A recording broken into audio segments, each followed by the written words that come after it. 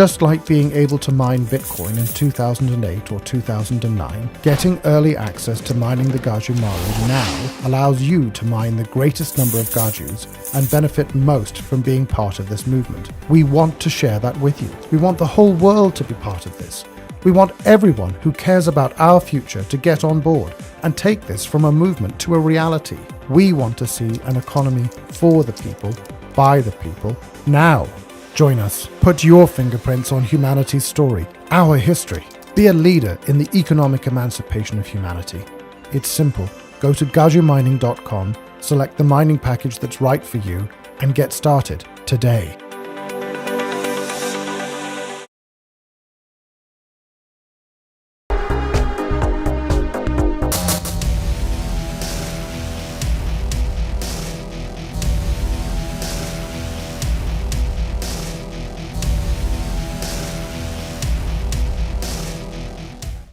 All right, guys, welcome to the latest episode of Blood Money. Today we have a very special guest, Leo Zacky, who is running to become California governor in 2026. How are you doing, sir? I'm doing fantastic, Vem. Thanks for having me on.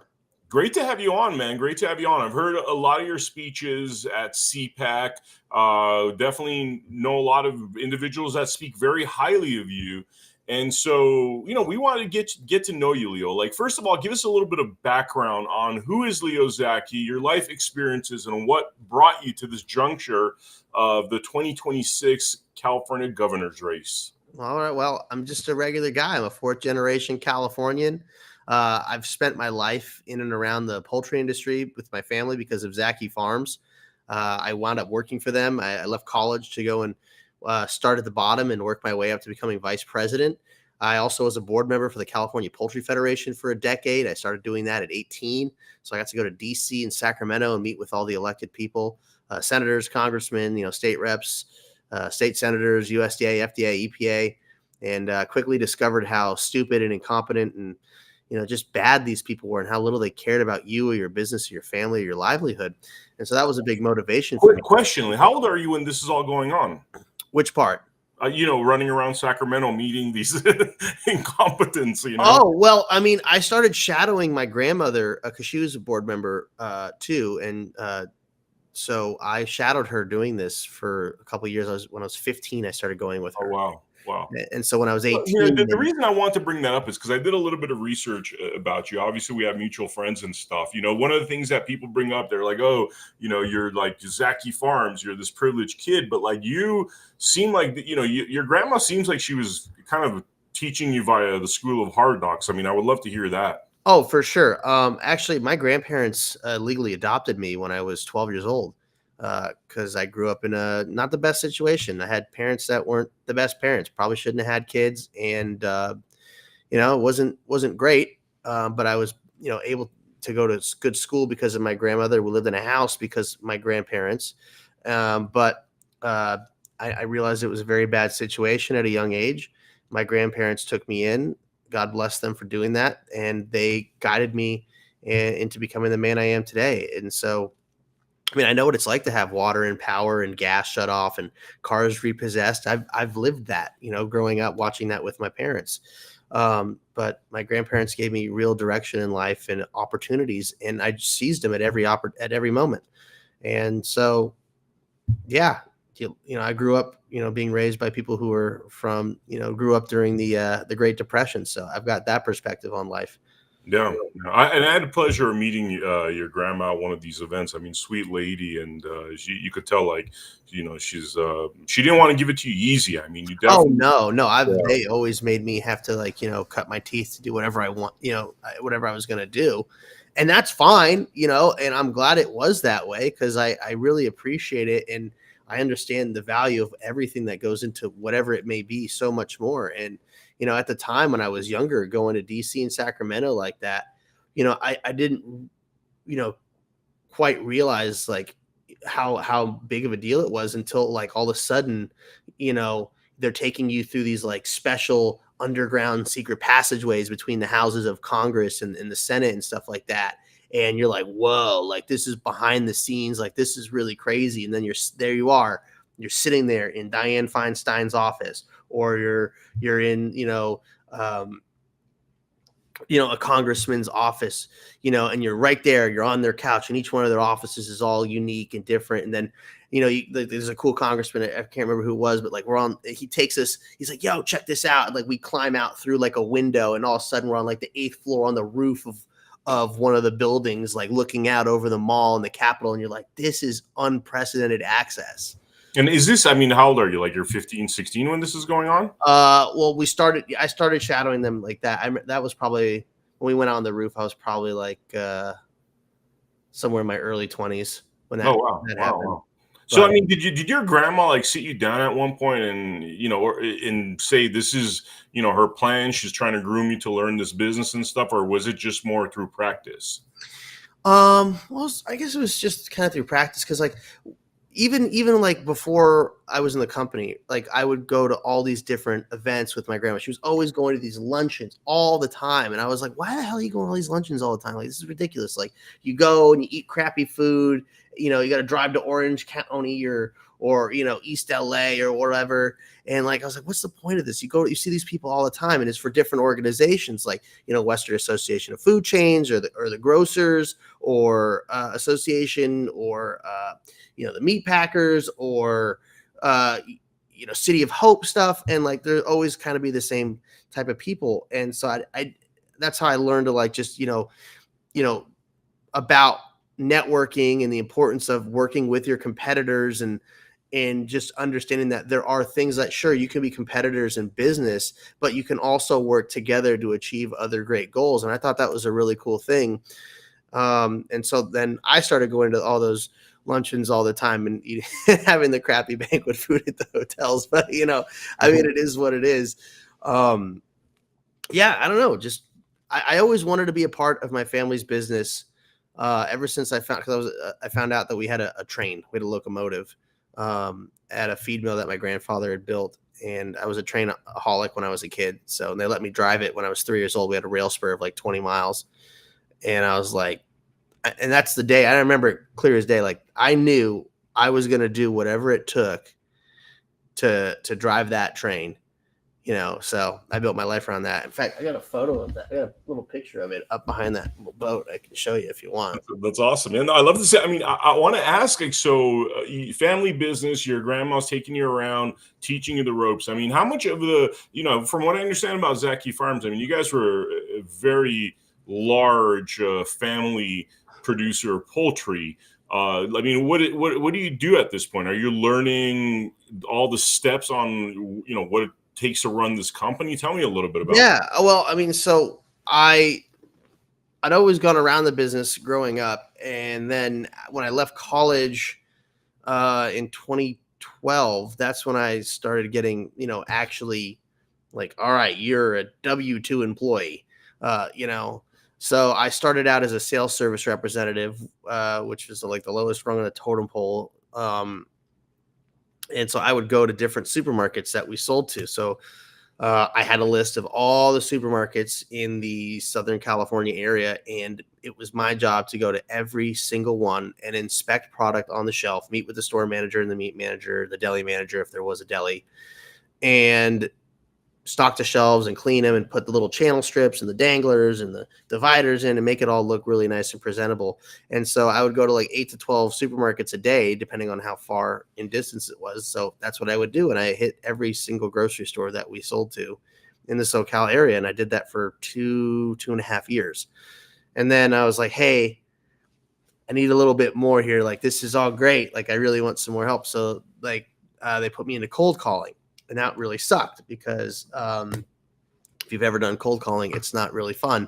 So, God, I can't tell you how many phone calls I made to just like, and I had to do my own research too. Like I had to generate my own leads and just search I was like using like Google Maps and like scrolling, like kind of zoomed in just to grab phone numbers for all these different little markets and call them.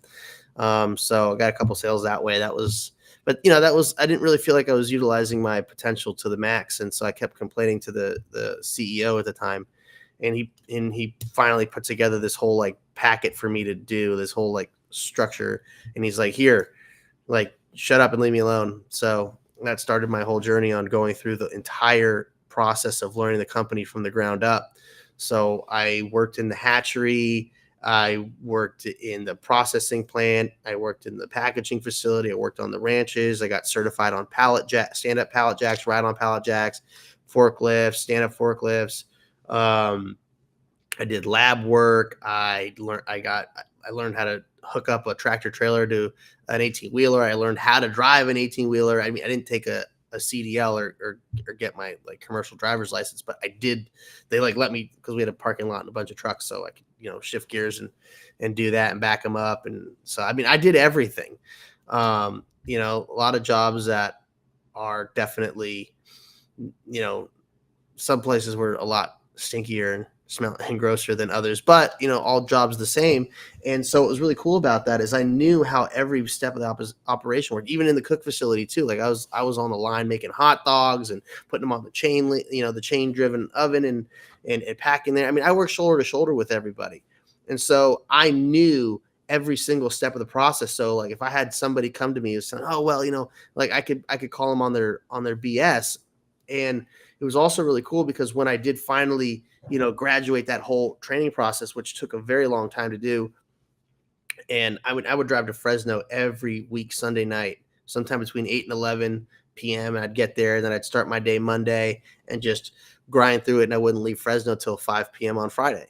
And so, and then anyways, I did all that stuff. So then when I finally completed that project, I wanted to have the title, vice president. I thought that was, that sounded cool and that would give me a lot of access.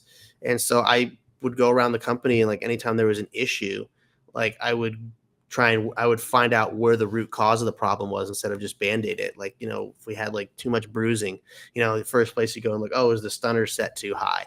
Oh, it's not the stunner. Like, oh, it's, well, what about, is there something going on here? Is it, maybe it's happening in transit? Okay. Maybe it's happening. Is there something happening on the ranches? And then we'd work our way back. And turns out somebody in the finance department thought it was a good idea to stop giving the guys on the job called live haul, where they take them off the ranches into the trucks, decided to cut the budget and took away the Gatorade, the powdered Gatorade that you would mix into the big, Gatorade jugs, like when you're growing up playing sports. And so they were upset. And so they were starting to kick and hit the birds. And so I was like, wow, give them the Gatorade. It's like $5, And so we gave them the Gatorade. All of a sudden the bruising goes away. I mean, just simple things like that.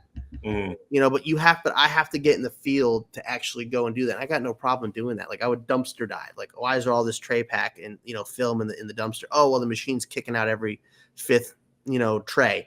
Okay. Why is it doing that? Oh, well, we don't have this part. Then I got to go to the maintenance department. Why don't we have this part on hand? It's costing us more money. Oh, well, we didn't have the funding to have it on hand. So then I got to tell the CFO, hey, you're being stupid. You're bending over dollars to pick up pennies.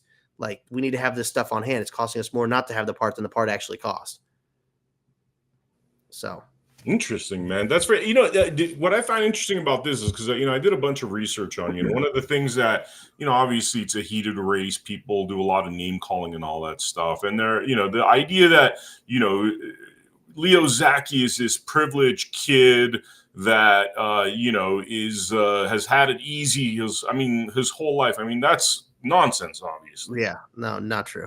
Yeah. And so, you've had and so you enter the family business at this point. Obviously, you're not the person running the business, and then California regulations and prices going up. Tell me that journey of what happened. This is like a 4-generation family business, Zacky Farms? Yeah. Yeah. So what happened in the last, 10, 15, 20 years? Tell me what happened there. Okay. Well, a lot of things happened.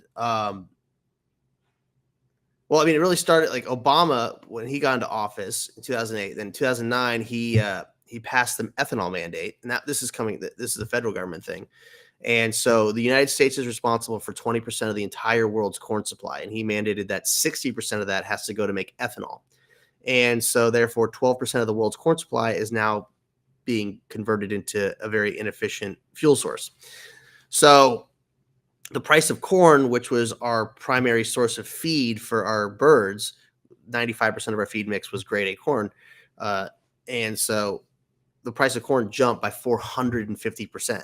So all the liquidity that we had in our company just disappeared really overnight. And in fact, even the second largest poultry company in the country went out of business because of that extreme added cost.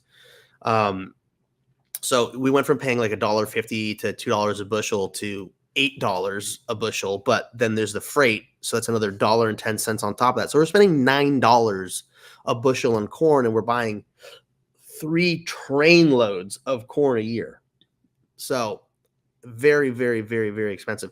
And with poultry, like you don't get your money back right away, because like you have to make all this investment into it, and it's a living animal, right?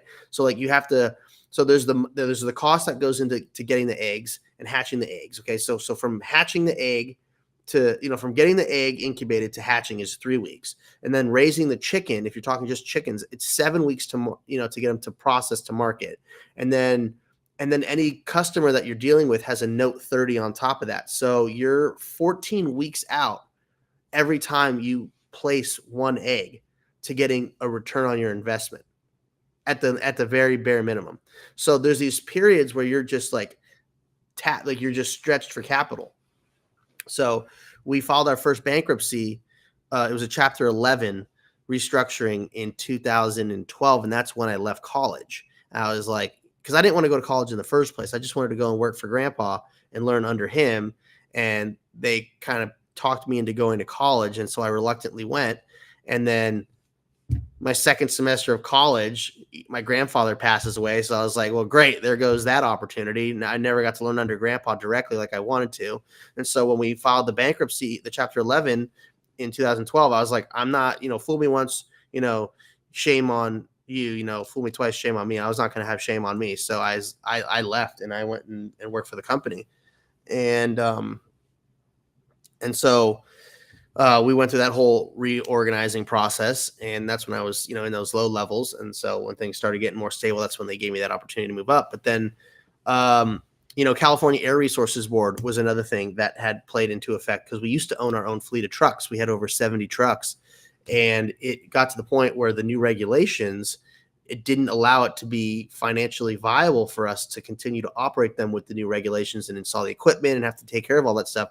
So we had to offload our fleet of trucks, move over to a leasing company, because even though it was more expensive than what was the previous way, it was going to be a cheaper route in the future. So we lost that part of our vertical integration, and obviously it was more expensive. And then you have the mismanagement of the resources that have been going on here in California. And believe it or not, agriculture is very water intensive, even chickens, not just the fact that they have to, and turkeys, that they have to drink it, but the whole process of processing, because sanitation involves a lot of water, but also we use water chill, which is the most clean and sanitizing way to actually, bring a bird carcass down to temperature, because you got to get all the, the fecal matter and all that other stuff out of the cavity.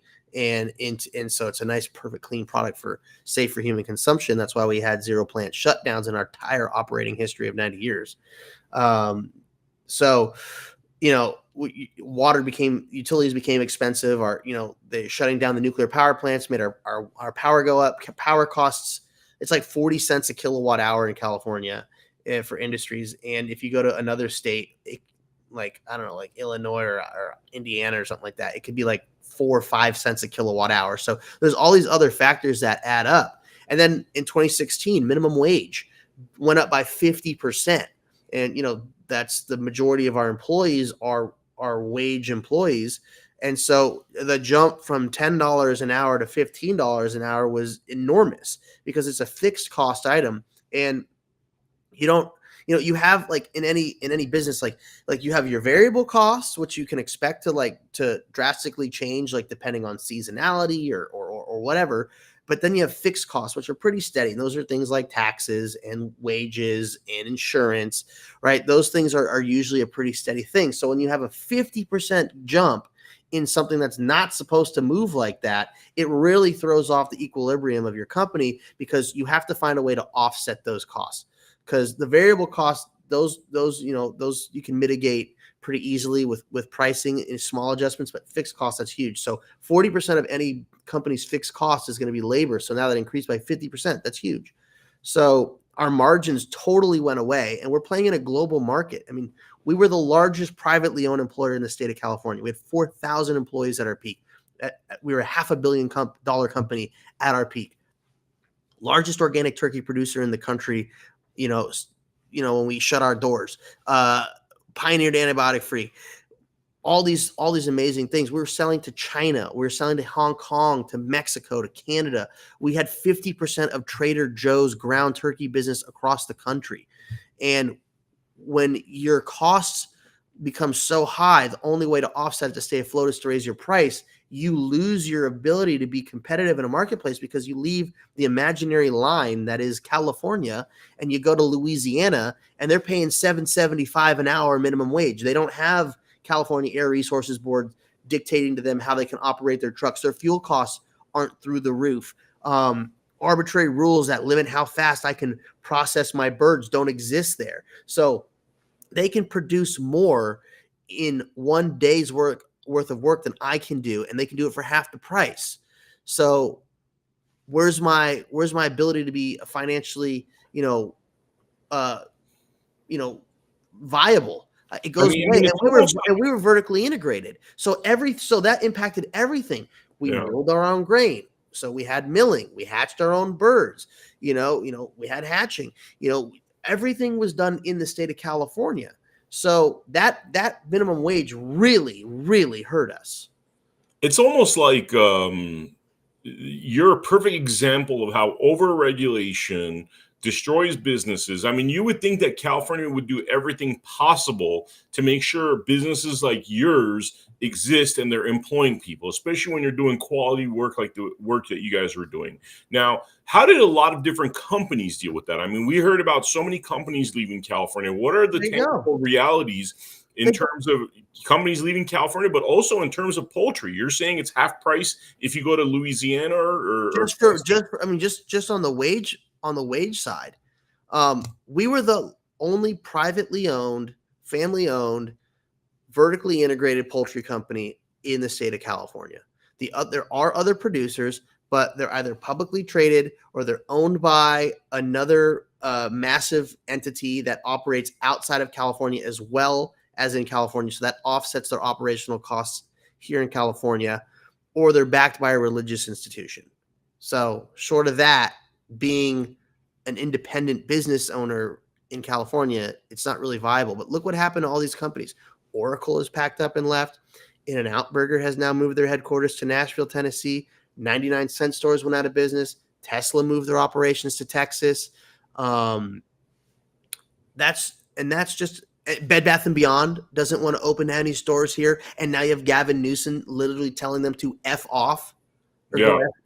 Like how is that responsible? And it's so much bigger than, they don't operate here. It's the jobs that would have come with it. Like there are tens of thousands of jobs that are being lost. And then those people don't have the opportunity to then get gainful employment or health insurance through their company. The state loses out on tax revenue, not just from the income, but from the businesses, and it's like, oh, is it any wonder why the state's losing population? Is it any wonder why the state's going into debt? I mean, aside from the other waste of money that they do, but they're losing then they increase taxes, right? That's California's only solution to the problem is, oh, well, we're not making enough money, so we need to increase the rate of taxation upon the people that are left behind. It's the dumbest thing. And it's almost like they've created this fictitious world in their heads. And, you look at Gavin Newsom's plans with electricity basically taking over for gas, fuel powered cars. And it's just not realistic. Yes, in a perfect world, I'd love for everybody to get paid $100 an hour. I'd love for everything to run on electricity and there be no emissions. But it's a fictitious world that they're basing this on. So essentially, they're cornering themselves into impossible situations like the one you described.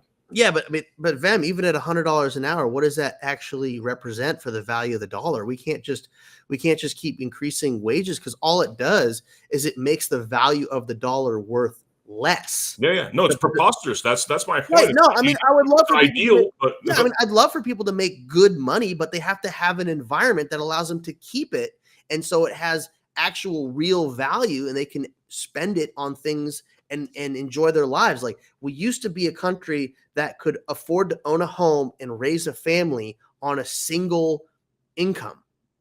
We don't have that anymore. I mean, I have all my friends that are starting to get married and have kids.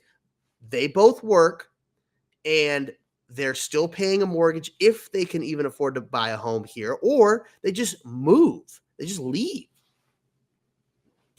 Yeah, they've created an impossible, impossible state to even have kids in. I mean, and that transition as well into the parental rights issue, which is in California, it seems is you have all these crazy bills coming out, taking parental rights away. Children could decide their gender before they're even, It's so ridiculous. of age. Let's talk a little bit about those ridiculous destructive policies. And you look at this sort of thing, by the way. One thing I want to mention in Nevada, you have instances where, again, the federal government, through terrible regulations, has managed to get rid of all the people that are farmers grazing the land with cattle, raising organic cattle, to now be replaced. I think there was something like 54 farmers 30 years ago. Now, through regulations, there's like literally one left. So when you look at this as a bigger picture, it's hard not to see this as like putting things in motion that are destructive for the American people. And we see it in California, we see it in Nevada, we see how they're destroying your business out there with the crazy regulations, wages, you name it. I mean, firstly, is this all intentional from what you see? And how do you get yourself out of this mess when you have essentially our politicians having become self-destructive towards the people? I mean, it's a combination. I definitely know for a fact that there are people that are doing this maliciously and intentionally. I mean, Gavin Newsom literally is a disciple of the World Economic Forum. What's his name? Klaus Schwab. He went to Klaus Schwab's School of Future World Leaders. Like, he attended that, graduated that. So there's no doubt in my mind that there are people that are intentionally pushing this globalist agenda, and it's about choking out private enterprise and private ownership. I mean, look what happens when these companies go under or these farms go under. Who comes and swoops in and buys it up? Bill Gates, China, some other massive megacorp. I mean, that's really it. Nobody else is doing it. So the independent farmer is being just totally wiped out. And they're just centralizing control over everything. It's control over food. It's control over power. Like, look, even look at how electricity works and water works in this state. It's all centralized, right? One big monopoly owns even the cable companies, right? It's all centralized control. Then you also have the useful idiots, that they've been able to indoctrinate and swindle into this, and they are more than happy to push it along with their NPC hive mind, mentality.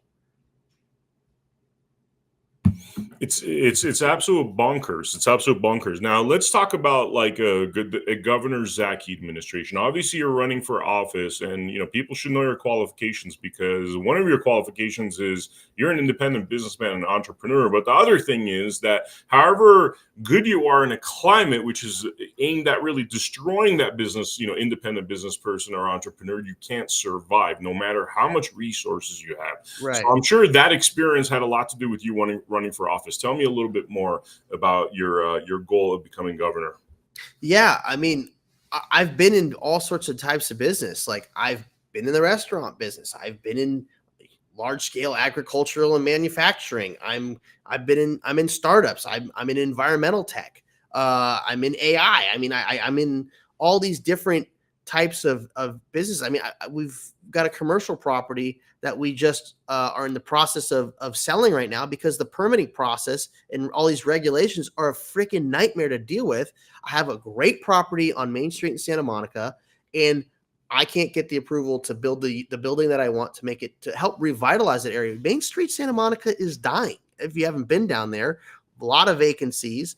Yeah. By the way, I was there recently, and having grown up in LA, I mean, it's ridiculous. It's like 40% of the shops are closed. Yeah. Not to mention, it's absolutely disgusting. You're literally walking over smelly homeless people trying to dodge the worst smells on the planet. I mean, I took my friend to a restaurant there, and a homeless person walked in, and I don't know, he was touching stuff, and then we both got sick. I mean, it's bad. It's not even like, we're getting to the point of this is becoming a hygienic issue. Where you walk into a restaurant, dude walks in, touches a whole bunch of stuff, and then you have a bunch of people becoming sick afterwards. I mean, that's not normal. You're hearing reports of plague and cholera.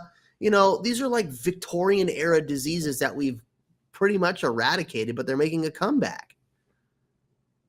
And that's because there's filth everywhere. I used to read all about, like, when we were growing up, about like the scurvy and the Black Plague, and I can't believe that in modern day, in 2025, we've regressed so much Right. from our common sense that we're allowing the stuff back into our culture. Yeah, but this isn't hyperbole. This is 100% reality. We're just living through it, and people just keep their head down because cancel culture doesn't allow them to speak out against this, because they're too afraid, because if they do, they could lose their job.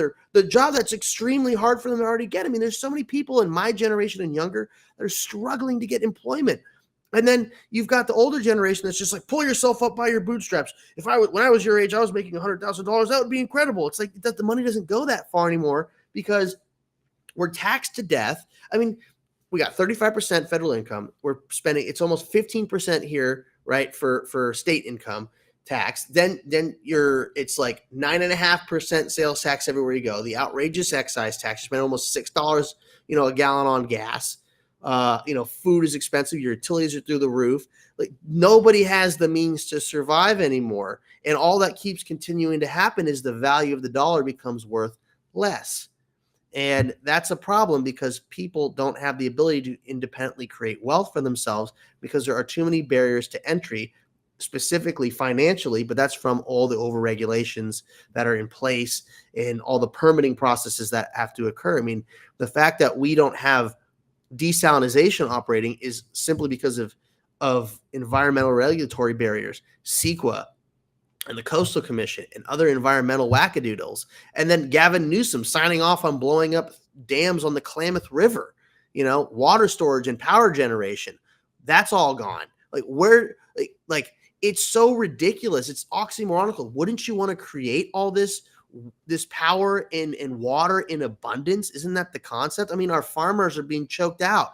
In Northern California, they cut off 7,000 farmers from water. There are pear trees that are 110 years old that aren't going to get the water they need. They're going to freaking die. 110-year-old pear trees. That's incredible. It's not, and a lot of people don't understand, it's not a switch. You don't just turn it on, turn it off, okay? It takes years for these plants to mature to be able to bear fruit. And our farmers, these independent farmers that have had this land for 5, 6, 7 generations, they can't make it, and so they get wiped out, and then they have to sell it off, and then some megacorp comes in and buys it just for the water allocation. They rip everything out there. That land lays fallow, and they use that water for their crops elsewhere, and you're growing less crops the whole time. I mean, it's absolutely insane to me. It breaks my heart when I drive up the 99 and I see all these uprooted trees. It breaks my heart. It's environmentalism, which basically sounds completely retarded. It's like, yes, I don't understand how. That is exactly the word. It is retarded. Like, you could be an environmentalist, but you're not going to water the plants and let them die. I mean, it's unbelievable, man. It's unbelievable. You had amazing ideas about water, concerning, with the fires that happened. We saw a lot of your videos of you walking around the Pacific Palisades, well documented. Backyard, man. Yeah. I mean, you tell us a little bit about some of your ideas of how to fix this whole water issue. For sure. I mean, again, background, agriculture, farmer, we like simple solutions, and we're dumping fresh water to the ocean. This is a known fact. Then you have things like the Merced bypass, where snowmelt is just being siphoned all the way out to the ocean, and they're finding farmers for tapping into it. This is insane. Okay. They tell us there's a drought. You could have gone snowboarding in Mammoth this year into July, and last year you could have done it into August. So it's not that we don't have enough water. We're just not collecting it. And believe me, the rains do come. I mean, hell, Imperial Valley just got hit with a monsoon, and they have 4,000 people without power. Okay. We're not harnessing our resources. We haven't built significant water structure in this state in 50 years, but the population in that time has doubled. And the mismanagement of these resources is leading to extremely high costs, and they're leading to exacerbated disasters. Look what happened in the Palisades. There's a reservoir, purpose built, by the way, for firefighting, 117 million gallons, bone freaking dry because it needs minor repairs.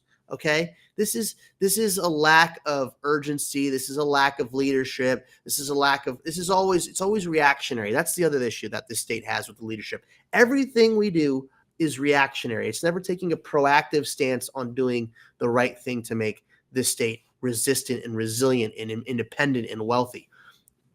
I want to build reservoirs all throughout the state, not only to capture the rainwater, but to capture the snowpack, build them up at high altitudes, dam up canyons along the Sierra Nevada, utilize hydroelectric as it comes down from the higher elevations. I want to dam up our concreted rivers we have in our major metropolitan areas. Like, for example, here in Los Angeles, we have the LA River, the Rio Hondo, the Santa Ana. They're all concreted up. They all run out to sea. Dam them up with a spillway at the end and segment other dams as elevation decreases to have water storage and build the purification plants to then pump that in the municipal system. You then build the desal plants that we've been approved for. We've been approved for 50. Build those all along the coast, also helping take the pressure off the inland reserves, creating an abundance of water, utilizing not only the hydroelectric power, but using small modular nuclear reactors as well to create a robust infrastructure to eliminate brownouts and blackouts and bring consistent, cheap power throughout the state, creating lower cost of living through lower utilities and also providing enough water to grow an abundance of food here in California, where we can be the global leaders in organic food production, where our farmers won't have to rely on herbicides and pesticides to maintain their crop, their limited crop, because of the limited water allocations that they're getting. Currently, we can have such an infinite amount of water that they won't need that. And then even better, turn it into a revenue generator.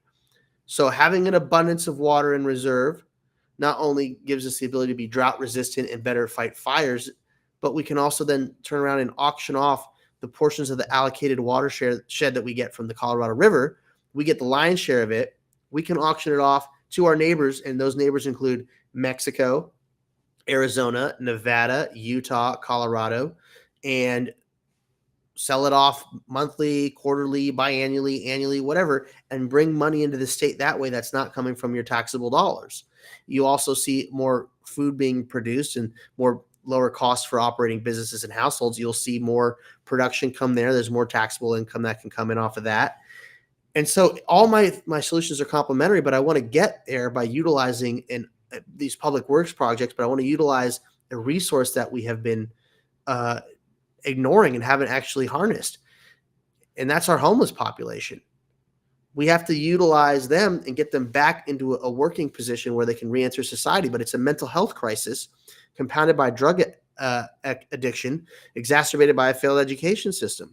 So by enforcing our vagrancy laws, we can then have reason to remove them from living on the streets in front of our businesses and parks and defecating all over the place, and get them the proper treatment that they need. Not build out multi-million dollar brick and mortar facilities with beds that cost $80,000 a year to maintain. I'm talking about a self-sustaining homeless solution that was going to be beneficial for everybody. You get them into the program, you give them the treatment for their mental health and for their drug habit, and you give them these small modular tiny homes are 400 square feet. They cost $2,000 a unit, but we can pay them off at $75 a month over 27 months. That's a deal I've worked out with the company who makes them. You can hook them up to sewer and water and power and gas lines. You can put solar panels on them if we need to. But these people are going to do on the job training, and they'll do real jobs. They'll do construction, and that construction stuff will be helping build these reservoirs. If you give 10,000 people a shovel, they can dig a pretty big hole pretty quickly, and then they can also pour concrete. And so rinse and repeat, that's a reservoir. That's one thing that we can do, and that's going to help offset our expense on taking care of them. They'll do sanitation work, have them clean up the sides of our highways and our tourist traps, like the wharf up in San Francisco or Hollywood Boulevard or the pier in Santa Monica. Beautify our communities and our roadways, make the state beautiful, clean up the trash, be environmentally conscious that way. And then agriculture work, they can raise crops with all that water that we're going to be able to create, the abundance of water we'll have, raising crops. And then we can turn around and use those crops. If it's table grade, for human consumption, we can sell it as an organic feel good product, and it will command a very high price. Even if it's just feedlot, it'll still be, something to help offset the expense of taking care of them. And then basic firefighting and underbrush clearing, have them go in and help clear out the forests of the underbrush that's leading to all these devastating, or being the kindling and the fuel for these ridiculously devastating wildfires. And so that will prevent these wildfires from being as frequent and as destructive. And that'll save us billions of dollars on the balance sheet right there. So they do all this work, they earn minimum wage doing it, but you deduct the cost of their medical care, their housing, and all that. It never puts them into a position of debt. That money that they earn goes into an account they can't touch until they complete the project. The whole while they're getting sober, they're building their self-esteem, they're learning a job skill. So now they've got a job skill, they've got their self-esteem, they're eligible for government-assisted housing, they got money in the bank, and anybody who hires them coming out of the program gets a tax incentive for doing so. And so that's my Homeless to Home project, and I think it's got a lot more viability than what we're currently doing. We're putting them in hotels at $400 a night, or putting them in $20,000 Home Depot sheds and stacking them too high. This is ridiculous. Mm-hmm. It's crazy. I mean, how did the homeless crisis become so bad in California? Well, as soon as somebody realized that they could turn it into a homeless industrial complex. I mean, it really started with Governor Moonbeam, Jerry Brown, and he basically told all the other states to bring, send us your homeless. And so that's exactly what they did. They buy them one-way, bus tickets and ship them here to California. And because it doesn't get cold enough for them to freeze to death in the winter, that's why.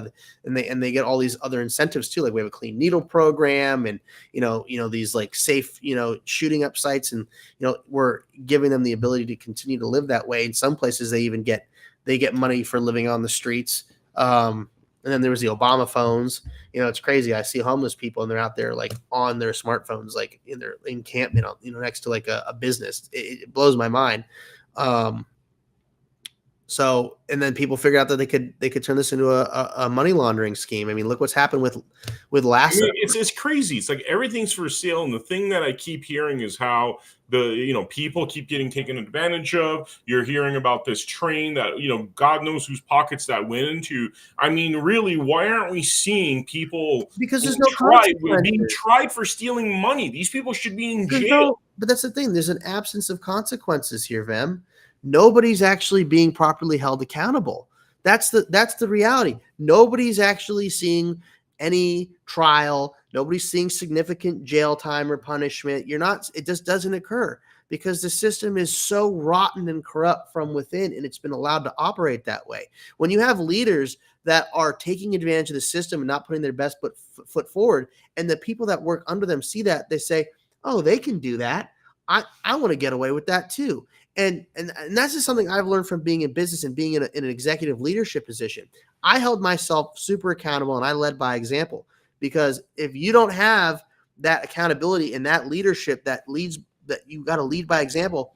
Like I showed up, I busted my ass, and people were like, wow, the family cares. The executives are actually involved. They're doing stuff. Look, they're working shoulder to shoulder with me, and it motivates them to do the right thing, and things would improve. But you have people that are taking advantage of this.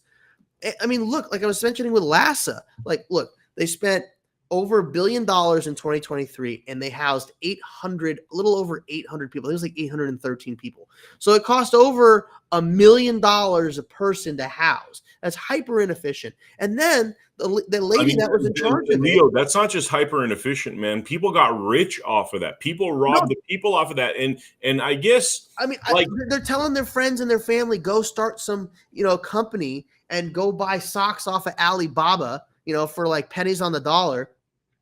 Call yourself some freaking charity, and we'll give you, we'll buy those socks off of you for $10 a pair. They're lining their pockets. They pat themselves on the back. Oh, look, we put them in housing. We've done our job. Because the whole thing here with California is it's housing first, housing first. You put a roof over their head, they're not homeless anymore. Mm. It's not a housing issue. It's a mental health and crisis and a drug epidemic. I mean, yes, they're not housed, but it's kind of hard to get a job when you're on freaking drugs or your mind is all bent out of shape. Nobody's hiring that, but that's why they need treatment. And that's what I'm trying to offer. And so we spent what, 24, $25 billion, and we got what, 50% more homeless? And that's the other thing too, is that if they actually solve the issue, then they're out of a job.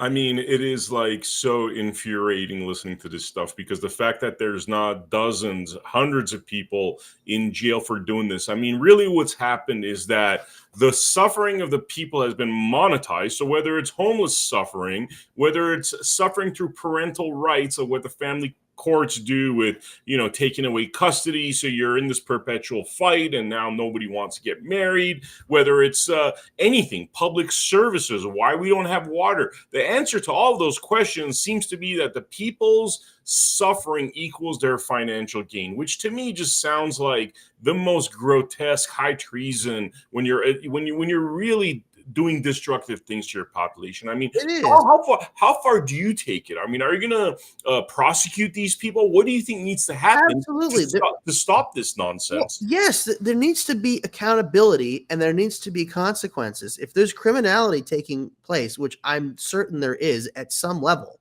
then there needs to be real meaningful consequences. Not just like, oh, we're going to fine you, slap on the wrist, here's, a couple of years in jail or whatever. No, like real serious consequences. But we have to have, judges that are going to actually, carry out these trials and give meaningful sentences. You also need to have sheriffs that want to uphold the Constitution and do their job, because we've got 58 counties, which means we have 58 sheriffs. And as a sheriff, your responsibility is to be the ultimate arbiter of the Constitution. And so when constitutional violations take place from executive or legislative leadership, or even judicial, it's their responsibility to step in and say, correct this or you will be arrested. But they're not doing that. And so there has to be accountability. Okay, so I got to kind of chime in here on the not doing it topic, because we've heard all sorts of things about, like, election fraud. The sheriffs could do X, Y, and Z. They can. And none of these things seem to be happening. Now, why is it not? I mean, I have my own personal, investigations that I've discovered why it's not happening, because it seems as though they're all in cahoots. It's a big ecosystem of corruption where people do things for favors. Exactly. And just like you said, you're part of this group, you're going to sell socks that cost you 20 cents for $10, and you're going to make $1 zillion off of that. That seems to be what's happening.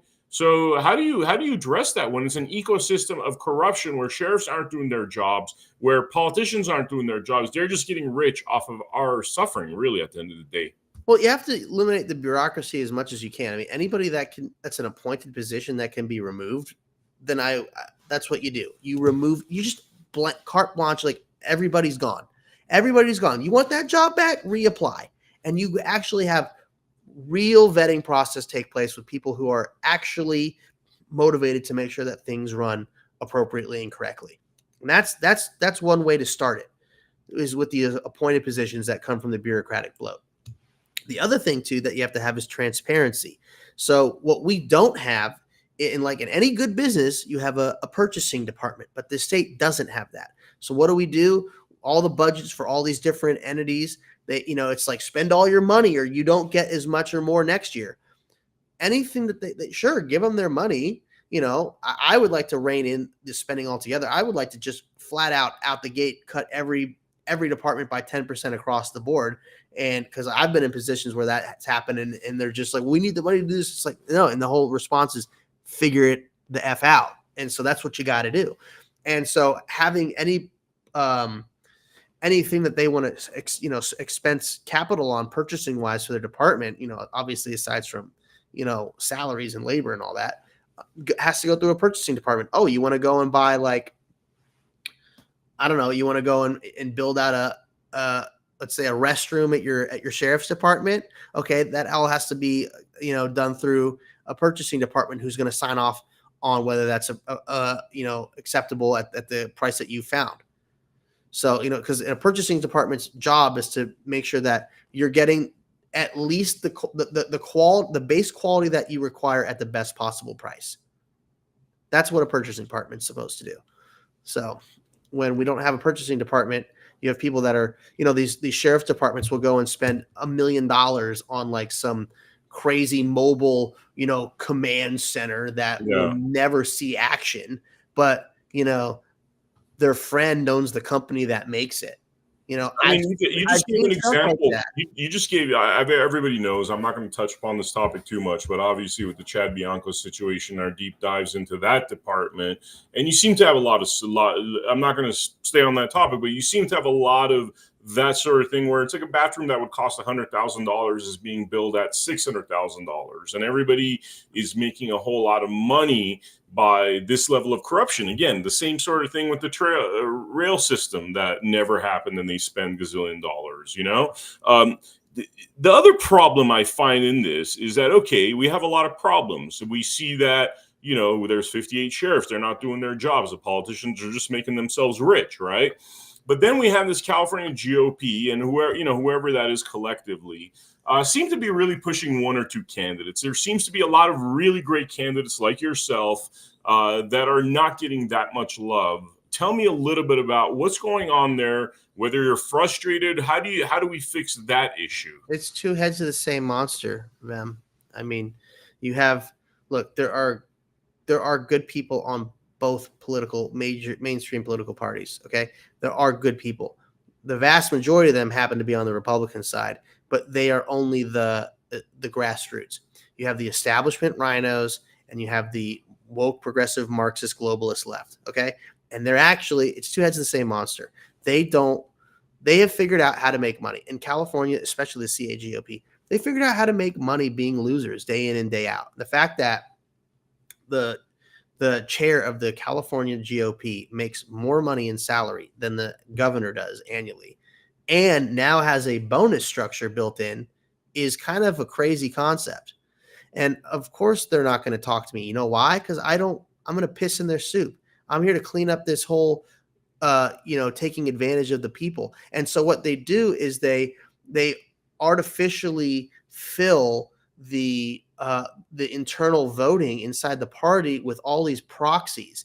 They give all these proxy votes out to all these different people, especially these like college Republicans, young Republicans, and they say, you're going to vote for our people and we're going to make sure you get a job in politics somewhere, advance your career. And these kids show up. They don't know the dynamic. They don't know the history. They don't know the background or, the infighting that's taking place in the party. They're just like, oh, that's the person in charge. They're going to give me a job. I'm a, gung-ho young conservative, I want to go do my thing. And so they go and they give them the little clicker and then they vote for the person that they're told, and the grassroots people get pushed out.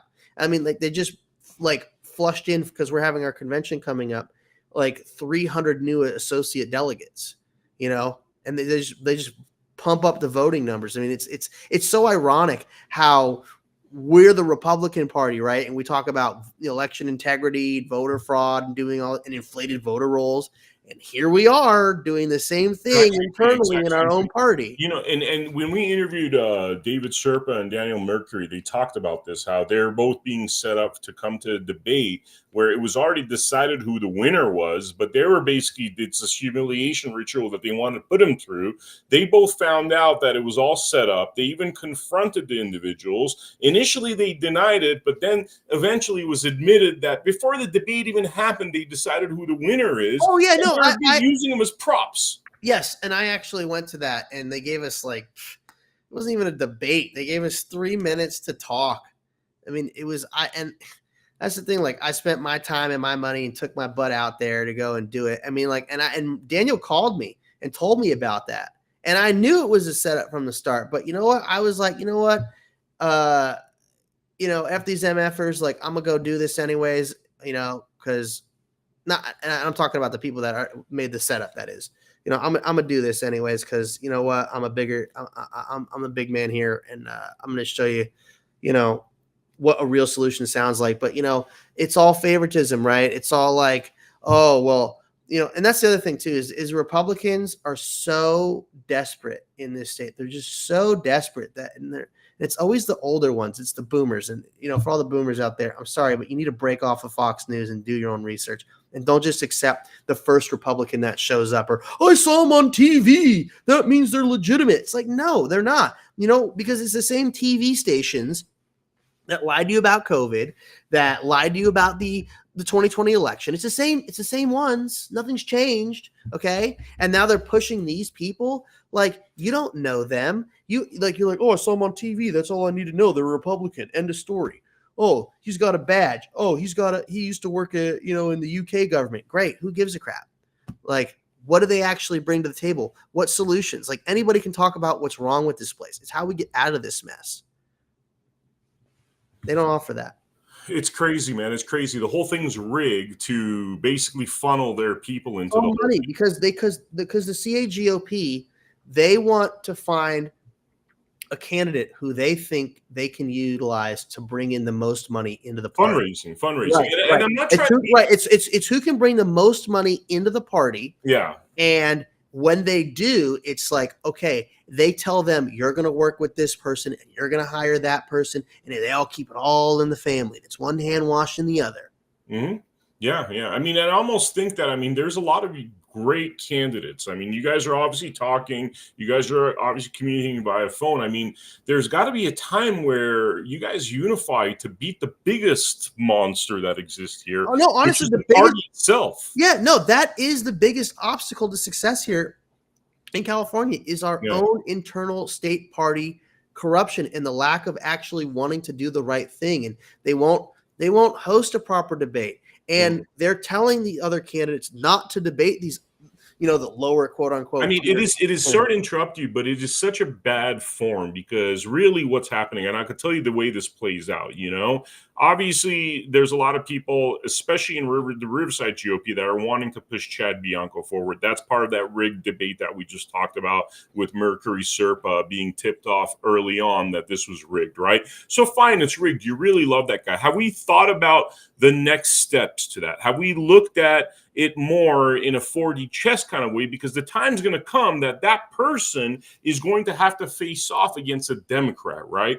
And it's obvious that is the weakest possible person. They're going to lose. No, they're going to lose. They're setting up a loser. So my mind, after being 5-6 years, is like they don't care. Vem, they don't care. No, but to me, I'm like, all right, is it just they're trying to raise funds, right? One option is they're trying to raise funds. They know he's a loser, but they just want to raise maximum dollars because there's a lot of fanatical types that are into him. Or is it that this is literally intentionally setting up a loser? Because you could imagine like a Bianco versus Porter, he loses that, right? Now, Porter versus, like a Zacky, man, the way you hold yourself, you don't seem like you're going to fall into those traps of ill temperament and twitching and the kind of stuff we've seen Bianco do, right? Serpa, he knows how to hold himself well. Mercury seems to hold himself well. Even Hilton, I would put in there. You have a guy with a British accent, No, Californians aren't going for that. They're not. They just won't. I'm purely talking about optically, like who is the point I'm trying to make really is like you're putting the worst person forward for that kind of a challenge when there's a number of other individuals that'll handle that challenge much better. Anybody with a little bit of foresight could know that is the issue. So I question their intentions. I guess that's my point. Well, the state party or the candidates?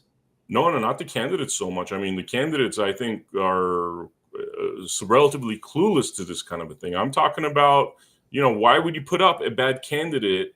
Because they don't care. They don't, because it's not about winning. It's about making money and continuing to stay in power. It's the same thing. Like they gave Jessica Patterson an illegal third term according to our bylaws internally. They keep breaking their own bylaws internally. It's crazy. And they give themselves raises. And they give themselves raises. And in winning, in losing, they're winning. We're losing. They're winning, though. This seems like they're doing well. Right. Hey, there's somebody of influence. They're the head of the party. They get to meet Donald Trump. They're a somebody. They can make you or break you. Yeah. It's a freaking power trip. Leo, this has been a really good interview, man. I'm glad we've gotten a deeper look into you. I think we've addressed a lot of the things in terms of people getting to know you better, your history, misconceptions, the hard work that you did, even earning your stripes for your family business coming up under your grandmother and grandfather. Is there anything, message to the people? Is there anything you want to discuss before we wrap it up, man? The mic's all yours. Um, you know, this isn't about party anymore. It's not. Like, there is a broken system here. Our government is so corrupt. Our parties are corrupt. And the only people that are benefiting are the ones that are in those positions of power, and everybody else around them is suffering. We, the regular people, are suffering. Our streets are broken. They're full of homeless. Everything's expensive. Nothing works. The quality of life sucks. And what do we get? What? Oh, we got the weather. Oh, this is how wonderful. We got the weather here in California. Whoop-de-doo. It's, In-N-Out burgers, expensive. Hell, even when I go to Del Taco at like 3 a.m. after playing hockey, it's like, how the hell are a couple of tacos like $20? It's crazy.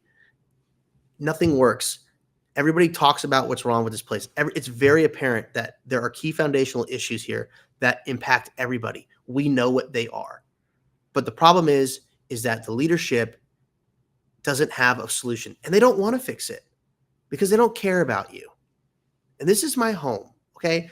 I'm a fourth-generation Californian. I grew up here, born and raised in Los Angeles, spent a lot of my time in the Central Valley working with my family. I know this state up and down, inside and out, and I've developed the solutions to actually fix this place from a business background perspective, where anything you want to do has to have a way of being able to offset itself with a net positive return. We can have lower taxes in the state. We can have affordable gas in the state. We can have jobs in this state. We can eliminate property tax. We can have school choice.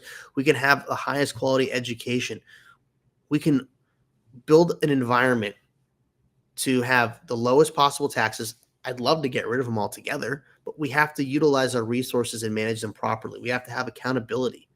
We have to have consequences for those who choose to go down the wrong path and negatively impact so many of us.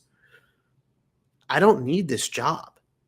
I trust me. I have so many other things I'd rather do. This is going against my better judgment of running out here and becoming a public figure, spending my own good time and hard money on this. I'm in this race for over $1 million of my own personal dollars. Okay? I don't want to run away from this because this is my home. And this destructive, failing government is rife throughout our country. And I want to put a stop to it here in California. Okay? I want people to live the lives that they want. I want people to create the opportunities and their own wealth here. They just need to be empowered and have that opportunity. I want to utilize technology. I want to streamline the process where people can go and get permitting to start a business or build an addition to their home or get an alcohol license or whatever. Utilizing AI and streamlining it and having an efficient government website. I want transparency. I don't care what political party you're affiliated with.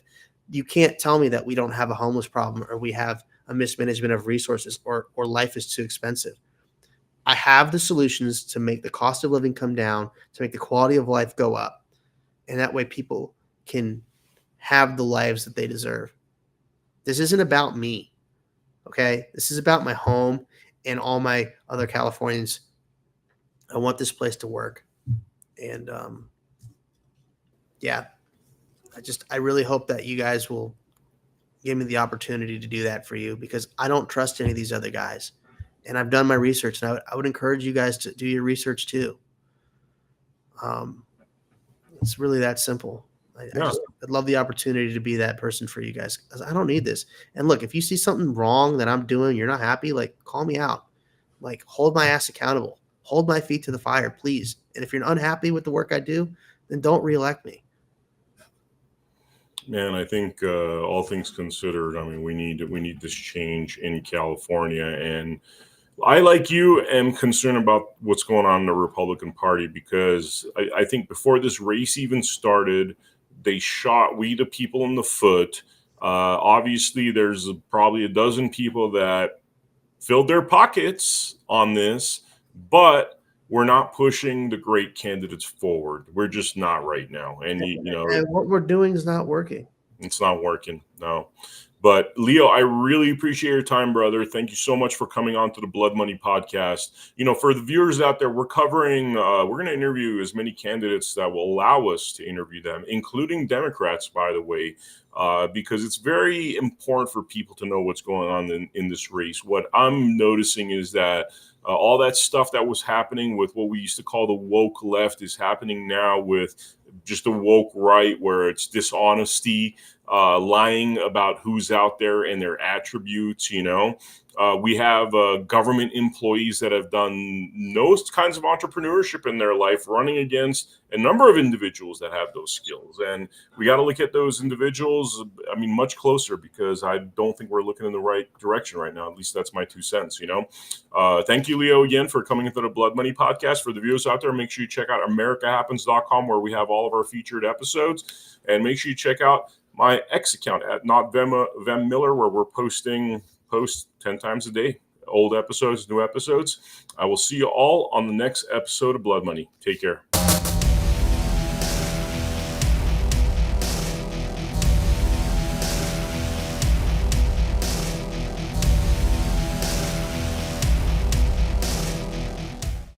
Over the last 30 years, we have seen the value of our work diminish and the price of real assets like land and homes increase to the point that for most people under the age of 40, the hope of owning their own home has been lost.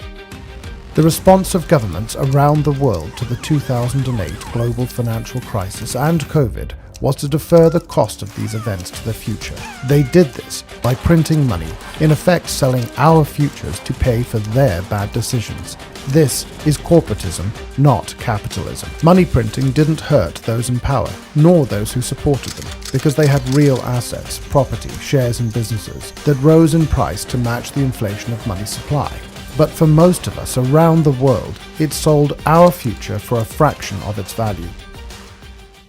In response to this, a mysterious figure known as Satoshi Nakamoto created Bitcoin. He wanted to create a currency that could not be printed on command, thereby devaluing our labor. A currency that could be traded electronically between people without intermediation, allowing all of us to participate fairly in the economy. But if you tried to buy your groceries with Bitcoin, you'd stand at the checkout for at least 10 minutes, probably hours, waiting for the transaction to process, and the fee would cost you more than the carton of eggs and bag of apples. Bitcoin's limitations meant that it stopped being considered a currency in 2016 and was instead called a store of value. But it opened the door for someone to create a genuine currency that nobody controlled, but everyone could use. That someone is us. We created the Gajumaru blockchain and the Gaju currency. The Gaju is real money you can use, whether that is to buy a loaf of bread, pay for a haircut, buy a t-shirt, in fact buy or sell anything. It is a currency for everyday use. On Gaju Market, anyone can buy and sell any legal goods or services, just like you would on eBay, but at a fraction of the cost. Like Bitcoin, Gajus are mined on a computer. Unlike Bitcoin, mining Gajus does not require specialized equipment, nor huge power supplies. During our protected rollout, you can mine this on everyday computers, like the ones that sit in your home doing nothing for most of the day. We are working to get millions of people like you to mine the Gajumaru and be rewarded with Gajus that you can then use as real money. At the end of 2026, the Gajumaru will open to public mining. By then, we will have brought together millions of people like you to mine the Gajumaru. This will create such powerful combined computing capacity across so many millions of people that the Gajumaru can remain highly decentralized, enabling an economy for the people, by the people.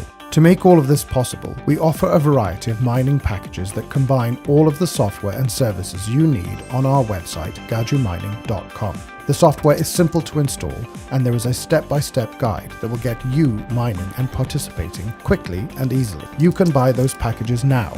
You can start mining the Gajumaru and being rewarded in Gajus now. Select a suitable mining package from the gajumining.com web store. Install and activate the software on your device and start mining today. This is an opportunity to be part of a movement to restore our humanity, our dignity, our sovereignty, creating a better future for everyone. For the first time in thousands of years, you will directly benefit from your work, your ideas, without being taxed by intermediaries or needing permission to be part of the global economy.